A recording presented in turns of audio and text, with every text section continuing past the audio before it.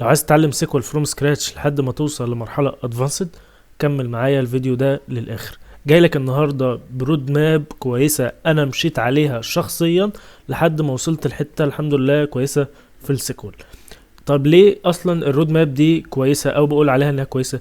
لانها بمنتهى البساطه هي مقسمه لك الدنيا لسكاشن زي ما انت شايف كده، ومقسمه لك كل سيكشن لعده اجزاء. يعني انت مش هتاخد التوبيك وتقوم لا ده مثلا توبيك كبير، او لو ذاكرته مثلا يعني مش هتكون تايه هتعمل ايه بعد كده، او مثلا في حاجه ناقصاك. لا، انت التوبيك هنا الحلو فيه ان انت هتمسك التوبيك عموما، ومش هتذاكر كل حاجه فيه. مش انت مثلا هتيجي عند البيزك بتاع السنتكس بعد ما تخلص الاربع خمس حاجات دول، بعد كده لما تيجي تنقل مش هتلاقي ان في حاجه ناقصاك هتحب ان انت ترجع لها، او هتضطر ان انت ترجع لها بعد كده لما توصل لمرحله ادفانسد. فالحلو فيها زي ما قلت لك انها مجمعه لك كل حاجه وماشيه معاك خطوه بخطوه. وبرضو الكويس فيها انها على كل توبيك كده، لو جيت مثلا تضغط على اول حاجه هنا وات ار ريليشنال داتابيز، كاتبالك كده مقاله محترمه تقدر ان انت تفهم منها الفكره المبدئيه اللي انت داخل تذاكر في ايه. بعدها عندك مصدرين، مصدر مجاني ومصدر بفلوس. المصدر المجاني غالبا يا اما بيكون مقالة يا اما بيكون فيديو، وفي كلا الحالتين المصدرين دول ببلاش. وغالبا يعني في المرحلة دي بفضل ان انا اذاكر من المقالات لانها فعلا بتبقى كويسة، والفيديوهات برضو بتبقى كويسة بس على حسب انت مرتاح لايه. انما بالنسبة للكورس المدفوع ده اصلا انت تقدر تاخده ببلاش، لان ده عبارة عن كورس على داتا كامب اللي هو التراك بتاع سيكوال. فانت تقدر ان انت لو انت مثلا على كلاس روم او انت مثلا معاك حاجة فري على داتا كامب، تقدر ان انت تخش تذاكر الرود ماب دي كلها من التراك بتاع داتا كامب. وانا برضو وانا بذاكر من الارتكلز كنت بذاكر برضو على داتا كامب. ففعلا هي يعني حلاوة داتا كامب انها مقسمه لك برضو كل حاجة اجزاء خفيفة خفيفة كده، وعلى كل جزء انت بتذاكره بتاخد عليه تاسكات. فلو انت تعرف ان انت تاخد الكورس ده فري او تعرف ان انت توفره فري، خش ذاكر من الكورس ده على طول من غير ما انت تكمل في الرود ماب دي. فتعالوا نفصص الرود ماب دي كده مع بعض واحدة واحدة. اول حاجة بتخش تتعلم البيزكس اللي انت محتاجها قبل ما اصلا تتعلم السيكوال. ليه؟ لان انت لما تيجي تتعلم السيكوال فانت هتتعلمها عشان تكويري على الداتابيز. طب انت اصلا لازم تفهم ايه هي اصلا الداتابيز اللي انت رايح تكويري عليها دي. مش مجرد ان انت اتعلمت اللغه وداخل تطبق على طول وخلاص، لا. انت مثلا اول حاجه هنا مقسم لك انت هتعرف ايه هو الريليشنال داتابيز، وتعرف الفرق بين الريليشنال والنون ريليشنال وايه المميزات الريليشنال اصلا، وبتعرف بعد كده ايه الفرق بين السيكوال والنو سيكوال. فبتاخد معرفه كويسه على الداتابيز وبتاخد معرفه حلوه على انت اصلا رايح تكويري عن ايه. بعد ما بتخلص الجزئيه دي بتخش بقى على البيزك بتاع السيكوال اللي هو السينتاكس. زي اي لغه انت بتبدا بتعرف ايه السينتاكس بتاع الحاجه اللي انت رايح تكتبها دي. اول حاجه بتعرف ايه هي الكيوردز. مثلا عندك انت تتعامل غالبا مع السيلكت، انسيرت، ديليت، مثلا فروم، كل دي كلمات محجوزه خاصه بالسيكوال انت على طول ان انت هتكتبها. تعرف بعد كده الدات تايبس اللي انت هتتعامل معاها. مثلا عندك بالنسبه للسترينج بتتعامل مع الفارشار، بتحط مثلا التول بتاع الفارشار. مش عايز ادخل في التفاصيل قوي بس بوضح لك الدنيا عامله ازاي. بتعرف بقى بعدها ايه الاوبريتورز اللي انت هتعملها اصلا على السيكوال اللي انت مثلا هتستخدمها وانت شغال. فبتعرف البيزك السنتكس اللي انت هتعملها عن طريق الحاجات دي. فبتمسك مثلا الحاجات دي جزئيه جزئيه، بتضغط بتقرأ الكلام ده وبتخش بقى على حسب ما انا يعني على حسب ما انت عايز تذاكر من هنا من الفري بتذاكر، عايز تذاكر من المدفوع بتذاكر انت وراحتك. بعد ما بتخلص البيزك بتاع السنتكس بتخش بقى على انت عندك حاجتين دلوقتي.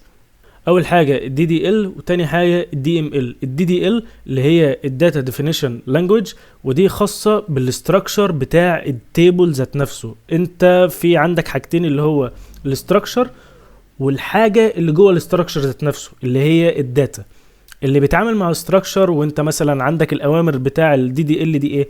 ترانكيت، التر، كرييت، دروب. لو انت لاحظت الاوامر دي اصلا معمولة انت بتعرف ان انت تتحكم في الاستراكشر بتاع التيبل. انت مثلا بتغير من الهيكل بتاع التيبل ذات نفسه، انت بتضيف تيبل، بتكريته من الاول، بتعدله، بتمسحه، ايا كان انت بتغير في الاستراكشر بتاع الداتابيز ذات نفسه. طيب بعد ما بتعمل الاستراكشر بتاع الداتابيز، انت بتخش بقى تعدل في الداتا اللي جوه زي ما انت عايز. ده اللي بيعمله الدي ام ال او الداتا مانيبيوليشن لانجويج، ودي الاوامر بتاعتها اللي انت غالبا هتحتك معاها، لان ده هو اصلا ده الاصل بتاع السيكوال. لو عندك مثلا سيلكت فروم، وير، جوين، جروب باي، اوردر باي، الكلام ده كله غالبا هو ده اللي انت يعني لازم تركز عليه. الحتة دي ركز عليها قوي وطبق عليها كتير قوي، لان ده الاساس بتاعك. بعد ما بتتعلم الاوامر اللي هتخليك تكويري على الداتا اللي جوه الداتابيز، بتخش بقى على الاجريجيت كويريز. الاجريجيت كويريز دي اللي بتخليك انت مثلا عايز تجمع داتا معينة، عايز مثلا تطرح مبلغ من مبلغ، عايز تعمل اي حاجة فيها مثلا تجميعات، الكلام ده كله بيتعمل بالاجريجيت كويريز او الاجريجيت فانكشنز. لو عندك مثلا اجريجيت كويري اللي هو الصم، الافريج، الماكس، زي ما انت شايف كلها حاجات لو انت اتعاملت مع اكسل قبل كده هتلاقيها هو اللي موجود هنا. بعد ما بتخلص الاجريجيت انت بتخش على حاجه اسمها الداتا كونسترينتس. ايه هي الداتا كونسترينتس؟ زي ما انت شايف هنا عندك حاجات زي البرايمري كي والفورين كي. البرايمري كي والفورين كي دول اكتر حاجتين لازم تكون عارفهم على الداتابيز بتاعتك. ليه؟ لان انت بطبع الداتا بتاعتك او الداتابيز هتبقى معموله في كذا مثلا جدول او كذا تيبل، فانت كل تيبل بيكون ليه بس برايمري كي واحد، والبرايمري كي ده بيبقى ليه فيتشرز معينه او مخصصه ليه، زي مثلا ان هو ما ينفعش ان هو يبقى نل، ما بيتكررش، وهكذا. انت بتخش بقى تذاكر هتعرف الكلام ده اكتر.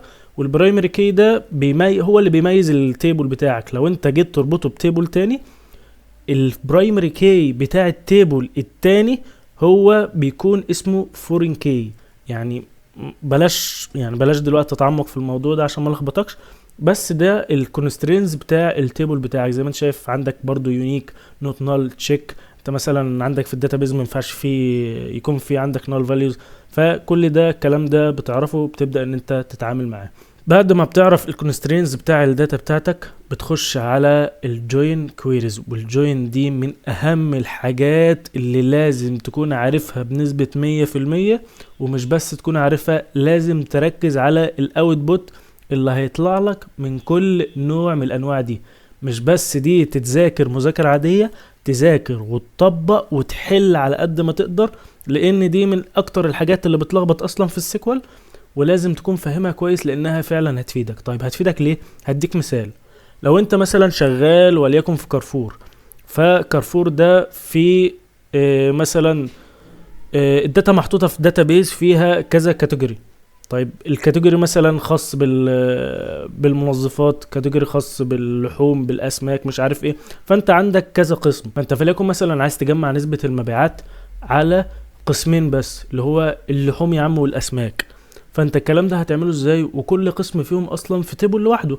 فهنا بقى هتيجي مهمة الجوين، لان ساعتها هتعرف ان انت تدمج بين التيبلز وبعضها، وبناء على اللي انت عايزه هتبدأ ان انت بقى تحدد، لا ده انا هستخدم الليفت مثلا عشان انا عايز مثلا كل الداتا اللي موجودة في الشمال، التيبل اللي في الشمال والتيبل اليمين مثلا عايز حاجات معينة.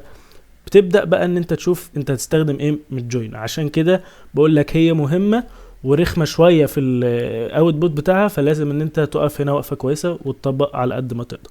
بعد ما بتخلص جوين بتخش على السب كويريز. السب كويريز دي اللي انت مثلا عندك هنا نيستد سب كويريز، انت بيكون كذا مثلا سيلكت جوه بعض، بان انت بتكون عايز تجيب كذا حاجة، مش بس حاجة واحدة، او بتحط كذا شرط مش شرط واحد. فركز برضو في الجزئية دي، لانها يعني انت ممكن تخش تلاقي كذا نستد كويري جوه بعض، فالحاجات دي ساعات بتلخبط، فركز في الموضوع ده. بعد ما تخلص سب كويريز بتخش على الادفانسد فانكشنز، وعندك اوامر هنا زي الكونكاتينيت، سب سترينج، عندك فلور، ابسوليوت، مش عارف ايه. الكلام ده كله بيوضح لك ان انت في عندك فانكشنز تقدر ان انت تتعامل مع النيوميريكال اللي هي الاعداد، او السترينج عندك الديت تايم، كونديشنال. كل الكلام ده كله بتعرفه، بيديك فرايتي اكتر ان انت تقدر تتعامل وتعمل الحاجة اللي انت حاببها على التيبل بتاعك بناء على السؤال اللي انت عايز تجاوب عليه. بعد ما بتخلص الادفانسد دي بتخش على الفيوز. ايه هي الفيوز دي؟ انت عندك مثلا شغال انت وكذا حد على نفس الداتابيز، فانت كل واحد ليه الجزء بتاعه. ما ينفعش مثلا انت شغال في قسم والتاني شغال في قسم تاني، ما ينفعش انتوا الاتنين تشوفوا شغل بعض. فالفيوز دي بتحدد الكونسترينز اللي انت مثلا انت عايزه بس يشوف مثلا عمود من الجدول ده. فالفيوز دي هي اللي بتخليك تعمل الحاجات دي. بعد ما تخلص الفيوز بتخش على الاندكسز، بتتعلمها، بتعرف ايه هو الاندكس وازاي ان انت تعمل له مانج. بعد ما بتعرف ايه هو الاندكسز بتخش على الترانزاكشن. ايه هو الترانزاكشن؟ الترانزاكشن ده خاص بالحماية بتاع الداتابيز بتاعتك او بتاع التيبل بتاعك عموما. هو الترانزاكشن والداتا انتجريتي اند سكيورتي، يعني الجزئين دول يعتبر مع بعض. لان هنا مثلا عندك الاختصار ده اسيد، ده كل حرف منهم بيدل على كلمة معينة. تخش اما توصل يعني للمرحلة دي هتعرف كل حاجة ليها قيد معين او كل حاجة بتدل على حاجة معينة خاصة بالسكيورتي بتاع التيبل بتاعك. ودي الاوامر اللي انت هتتعامل معاها لما انت تيجي تكتب مثلا على التيبل. انت بتديك فول كنترول على الداتابيز بتاعتك ان انت تعمل فيها اللي انت عايزه. بعد ما بتخلص الجزء بتاع السكيورتي بتخش على الستورد بروسيجر اند فانكشنز. بتتعلم هنا فانكشنز عن ازاي ان انت تخزن الداتا بتاعتك، بحيث ان انت يعني شوف الجزء اللي بعده على طول البرفورمانس اوبتمايزيشن. الجزئين دول برضو يعتبر مربوطين ببعض. ليه؟ لان عندك الاوبتمايزيشن ده بيعمل ايه؟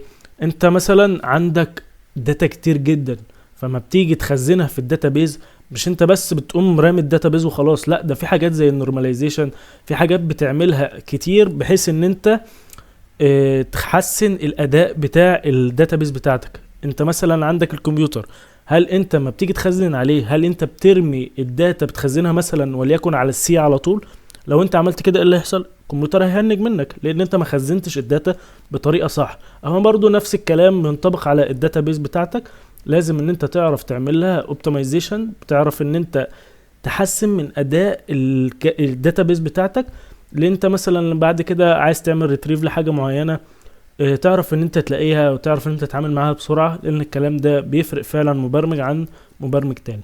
بعد ما تخلص المرحله بتاع البرفورمانس اوبتمايزيشن بتخش على المرحله بتاع الادفانسد سيكوال، ودي اخر مرحله معانا.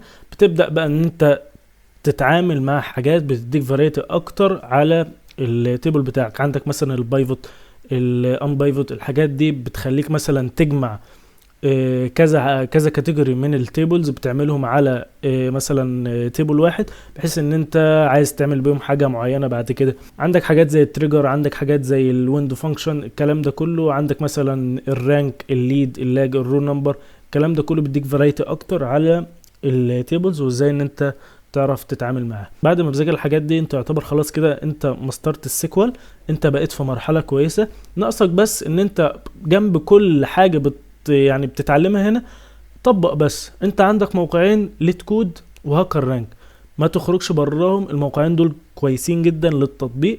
على كل توبك من دول غالبا هتلاقي هناك اسئله.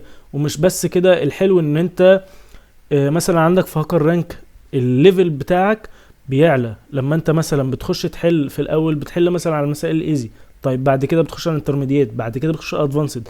فكل مرحله من دول بيربط لك بقى الحاجات اللي انت اتعلمتها مع بعض. في الاول مثلا هيقول لك مثلا اختار لي كذا من جدول كذا، اللي هو سيلكت فروم، وتحط ايه اسم مثلا الجدول. بعدها بتقوم مثلا رابط الوير برابط مثلا جروب باي. بتلاقي في الاخر انت اتعلمت كذا حاجه حطيتهم جنب بعض، او يعني عملتهم اشتغلت بيهم مره واحده من غير ما تاخد بالك. ليه؟ لان المواقع دي بتشتغل على انها تضيف لك جزئيه على يعني على الكود بتاعك من غير ما تحس. تلاقي نفسك ان انت عملت حاجه فعلا كويسه في الاخر. التطبيق هنا مهم جدا جدا جدا، لان دي اصلا يعني السيكوال دي من اكتر الحاجات اللي لازم تطبق عليها عشان تفهم وتفرق بين الاوتبوت اللي خارج بين هنا وهنا. وزي ما قلت لك نصيحتي، لو انت تعرف ان انت تجيب الكورس بتاع داتا كامب تخش على كلاس روم فور فري، هيفتح لك بقى التراك بتاع السيكوال. ذاكر فيه براحتك، نقنق فيه براحتك، والدنيا هتظبط معاك، لانه هو بيديك الجزء النظري وبعده كده يعني بعد كده بيديك التطبيق على طول. وبس كده يكون خلصنا الفيديو ده. هسيب لك لينك الرود ماب دي تحت في الديسكريبشن، عشان بس الناس اللي كل شويه تقول لي فين اللينك، فين يعني فين اللينك، فين اللينك، فين اللينك. يا جماعه اللينكات بتبقى تحت في الديسكريبشن، خش عليها بقى انت وامسكها واحده واحده كده من الاول، وتعامل وذاكر بقى بالطريقه اللي تريحك. في الاخر ما تنساش تدعيلي وتفتكرني بدعوه